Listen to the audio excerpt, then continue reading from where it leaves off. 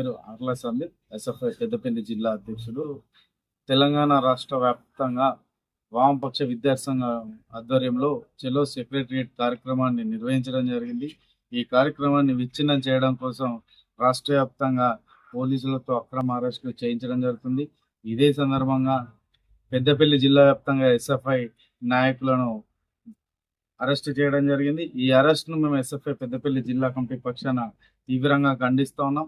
ఏదైతే తెలంగాణ రాష్ట్ర వ్యాప్తంగా పెండింగ్లో ఉన్నటువంటి స్కాలర్షిప్ ఫీజు రియంబర్స్మెంట్ను విడుదల చేయాలని చెప్పి కార్యక్రమాన్ని చేస్తూ ఉంటే దీన్ని పోలీసుల చేత అరెస్టులు చేయించడాన్ని మేము తీవ్రంగా ఖండిస్తూ ఈ రాష్ట్ర ప్రభుత్వాన్ని మేము ఒకటే కోరుతా ఉన్నాం.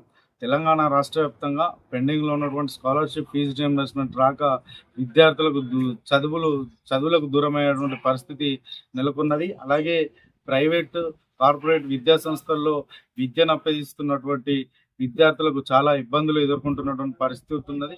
కావున వెంటనే పెండింగ్లో ఉన్నటువంటి స్కాలర్షిప్ ఫీజు రియంబర్స్మెంట్ విడుదల చేయాలి.